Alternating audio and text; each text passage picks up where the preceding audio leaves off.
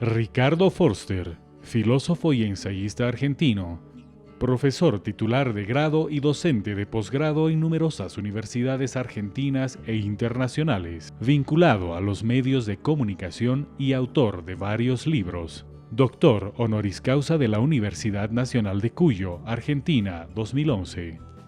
El 2014 fue designado como titular de la Secretaría de Coordinación Estratégica para el Pensamiento Nacional en el gobierno de Cristina Fernández de Kirchner. Profesor, es importante que nosotros hablemos un poco sobre un artículo que sin duda denota un momento clave que se está viviendo en Argentina, que además es parte del libro Las Vías Abiertas de América Latina, que es la experiencia argentina bajo el nombre del kirchnerismo. ¿Cómo podríamos resumir, en cierto modo, esta participación? Yo intenté allí hacer un recorrido primero histórico, qué sucedió en la Argentina en los 12 años de los gobiernos de Néstor y de Cristina Kirchner, de qué Argentina veníamos, qué desolación, qué catástrofe social, económica, la crisis del 2001, la década neoliberal de los 90, el endeudamiento y qué significó la experiencia del kirchnerismo, que a su vez se entronca en términos de tradición política con el peronismo. La política hacia América Latina, el encuentro formidable, sobre todo en aquellos maravillosos años en los que todavía vivían Néstor Kirchner y Hugo Chávez, los encuentros con Lula, el famoso no al ALCA de Mar del Plata del 2005, con Bush presente, la relación muy intensa con la Bolivia de Evo Morales. La verdad que fueron 12 años muy significativos, muy intensos, muy valiosos y también de mucha politización. Después intento también, obviamente, pensar qué ha significado la derrota del 2015, el cambio de gobierno, el giro 180 grados en todas las políticas, lo que yo llamo la restauración neoliberal en la Argentina de la mano del presidente Mauricio Macri. El macrismo supone de nuevo relaciones íntimas con Estados Unidos, ahora con el Estados Unidos de Trump, que la verdad que no tiene demasiado para ofrecerle a nuestros países. La sensación de una pérdida creciente de derechos, ¿no? El neoliberalismo, que ya lo habíamos vivido en la década de los 90, significa más concentración de la riqueza, significa aumento de la exclusión, significa injusticia básicamente. Y en muy poco tiempo, porque el gobierno de Macri lleva 15 meses gobernando y todos los índices de todas las actividades económicas, pero también los índices sociales de pobreza, la pobreza creció exponencialmente de nuevo, creció la desocupación, cayó la calidad de vida de las mayorías. Y eso tiene que ver directamente con una lógica, que es la lógica neoliberal. Dijeron que venían a combatir la inflación sigue en expansión y sigue deteriorando el salario, y lo que hay es un gran retroceso. Profesor, yo creo que es importante que nos pueda contar un poco cuál es la percepción del ciudadano común argentino, ¿no? Porque nosotros podemos hacer el análisis de todo esto que usted nos explicaba, que es vital que nosotros tomemos conciencia de lo que está pasando, pero cómo, además de todas estas incidencias que tiene en la vida cotidiana del argentino, ¿cómo piensa él, no? Porque seguramente antes de ir a votar esperaba otra cosa y la realidad es completamente distinta. Hay un momento que es en el final de la segunda vuelta en el balotaje, que es el debate entre los dos candidatos. Macri dijo todo lo contrario a lo que después hizo. Es la construcción de lo que hoy se llama la no verdad, la mentira, no voy a devaluar, no voy a hacer esto, no voy a hacer lo otro, no voy a... Todas las políticas del macrismo fueron políticas dirigidas a devaluar, transferencia monstruosa de ingresos a los sectores concentrados de la producción agropecuaria, endeudamiento, apertura de importaciones, caída del poder real del salario.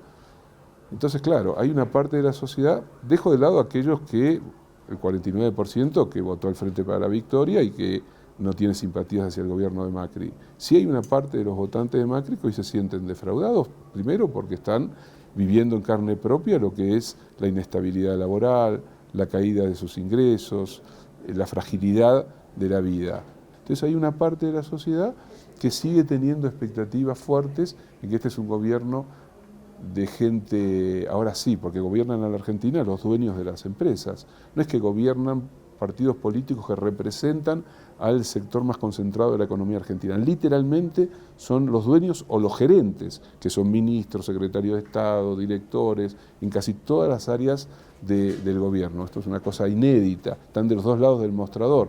El ministro de Energía fue el último director general de la Shell, y es el que fija los precios, y es el que hace los negocios, el que compra el gas, ya no a Bolivia, sino a Chile, que es gas que importa a la Shell chilena.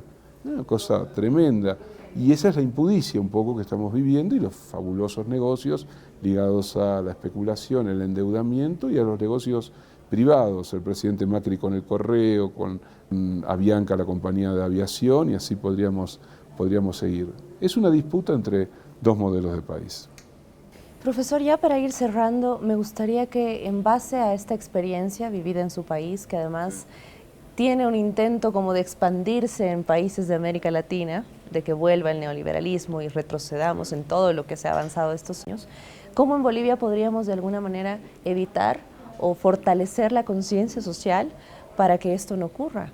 En un determinado momento parecía que la onda expansiva neoliberal se iba a expandir en América Latina y que el triunfo del macrismo en la Argentina, el golpe contra Dilma en Brasil, estaban ya casi anticipando un tsunami neoliberal.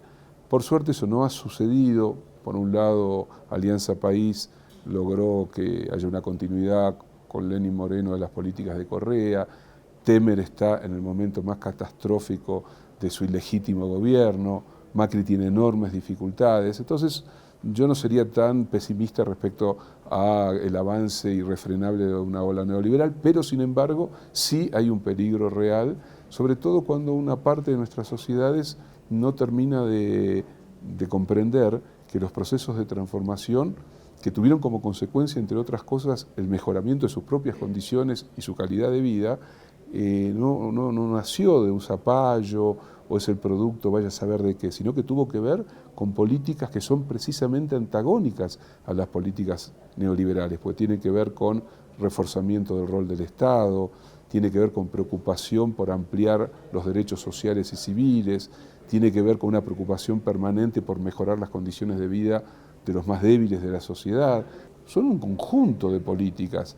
Entonces me parece que es importantísimo, sobre todo que el pueblo boliviano, que yo creo que es un pueblo con altísimo nivel de conciencia, con memoria histórica, con prácticas reales, hoy más que nunca comprenda que un proyecto es un proyecto de nación, es un proyecto colectivo, no es el proyecto de un presidente, que en todo caso el presidente Morales representa un sueño colectivo. A ver, conversábamos hace un rato con otros amigos, el lugar de Bolivia unos años atrás y el lugar que hoy Bolivia tiene a nivel internacional. El presidente Morales hablando en el Consejo de Seguridad de las Naciones Unidas, la respetabilidad que Bolivia se ha ganado a nivel mundial, cuando antes Bolivia era sinónimo de inestabilidad política, un país del que nadie conocía demasiado, y siendo un país extraordinario, con riquezas, con tradición cultural, era un país siempre rapiñado por sus oligarquías. Y hoy Bolivia es un país para los bolivianos. Y eso me parece que es un punto decisivo a la hora de defender lo que creo que hay que defender, que es la continuidad y profundización de las políticas que se vienen llevando estos últimos años, ¿no?